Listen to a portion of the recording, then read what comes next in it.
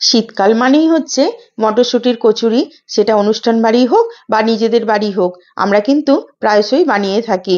কিন্তু আজ আমি একঘেয়ে মটরশুঁটির কচুরি না খেয়ে এই সুন্দর একটি লেয়ার কচুরির রেসিপি আপনাদের সঙ্গে শেয়ার করব। দেখুন কত সুন্দর লেয়ার দেয়া মটরের কচুরি, খাস্তা মুচমুচে। তো এটি বানানোর জন্য প্রথমে আমি একটি ভাজা মশলা বানাবো। এখানে নিয়েছি গোটা জিরে, শুকনো লঙ্কা, দারচিনি, এলাচ, গোটা ধনে আর 5 ফোড়ন। প্রথমে আমি এই মশলাগুলোকে একটু শুকনো খোলায় হালকাভাবে নেড়ে নেব, যাতে পুড়ে না যায়। পুড়ে গেলে আবার মশলার সুগন্ধটা নষ্ট হয়ে যাবে। তো আমার এই মশলাটা হয়ে গেছে, একটু ঠান্ডা করে তারপর পিষে নেব। এখানে আমি নিয়েছি 1 বাটি মতো ময়দা আর অল্প একটু নুন দিলাম। ভালো করে একটু প্রথমে মিশিয়ে নেব। এবার ময়নের জন্যও আমি ব্যবহার করব ঘি। ঘিটা আমি একটু গলিয়ে নিয়েছি, যেহেতু শীতকাল জমে গেছে, ভালো করে একটু ঘিটা গলিয়ে নিয়েছি। আমি কিন্তু ঘিটাই দেব।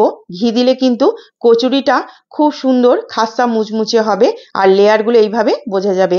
ভালো করে ময়নটা এইভাবে করে মিশিয়ে নিয়েছি।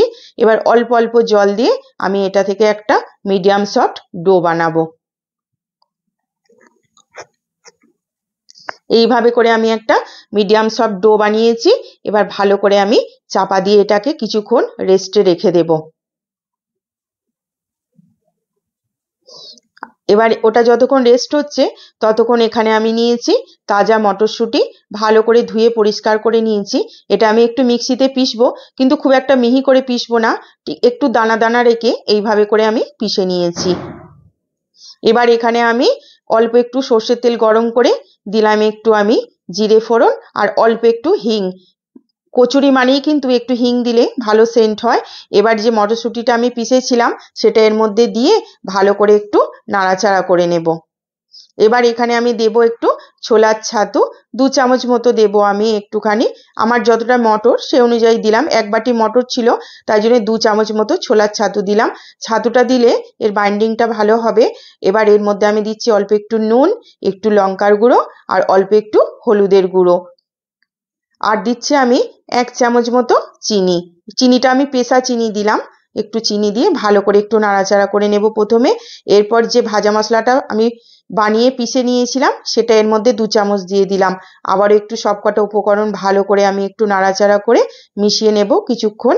বাস, আমার পুরটা রেডি হয়ে গেছে। এটা ঠান্ডা হোক। ততক্ষণ এখানে ময়দাটাও অনেকক্ষণ রেস্ট হয়ে গেছে। এবার এটা থেকে আমি ভালো করে ঠেসে নিলাম।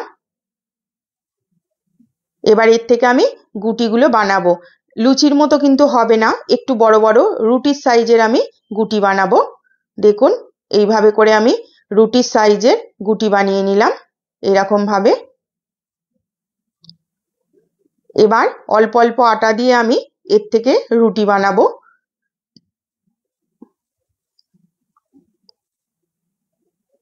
এইভাবে আমি একটু লম্বা করে বানিয়েছি, পাতলা করে রুটিটা একটু লম্বা করে বানিয়েছি।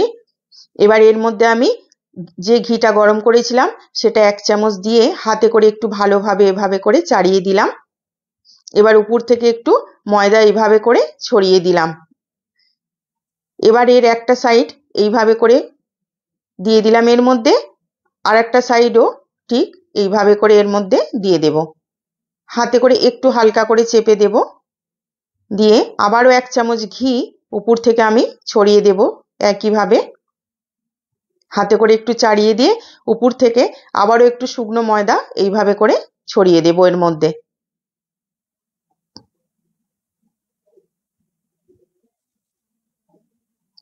এবার এই সাইডটা এর মধ্যে দিয়ে হাতে করে একটু হালকা করে চেপে এবার একটু হালকা হাতে বেলে নেব। এটাকে আমি একটু হালকা হাতে বেলে নেব। এবার এটা থেকে আমি এইভাবে করে রোল পাকিয়ে নিলাম। দেখুন ঠিক এইভাবে করে আমি রোল বানিয়ে নিয়েছি।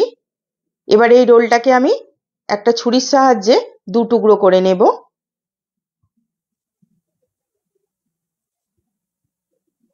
দেখুন ঠিক এইভাবে কতগুলো লেয়ার হয়েছে ভেতরে। এবার একটা নিয়ে হাতে করে একটু এইভাবে করে চেপে দেব।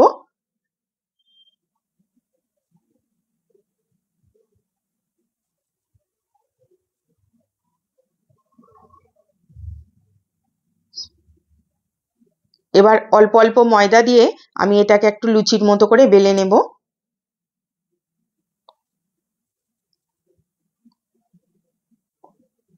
দেখুন ঠিক এইভাবে করে বানিয়ে নিয়েছি আমি লুচির মতো করে। এবার যে মটরশুঁটির পুরটা আমি বানিয়েছিলাম সেটা এর মধ্যে আমি দিয়ে দেব অল্প কিছুটা পরিমাণ।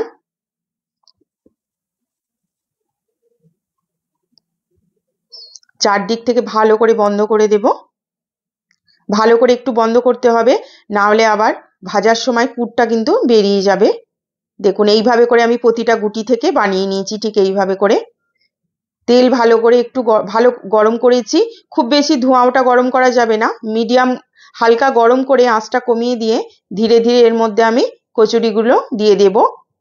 তেল কিন্তু একদমই বেশি গরম করা যাবে না, বারবার বলছি আমি, হালকা গরম করতে হবে, না হলে কচুরিগুলো ভেতরে কাঁচা থাকবে, খাস্তা হবে না, আর এর লেয়ারগুলো ভালো করে বোঝা যাবে না। একটু ধীরে ধীরে ধৈর্য ধরে ভাজতে হবে। আমি একটু ধীরে ধীরে ভেজে নেব এগুলো লাল লাল করে একটু।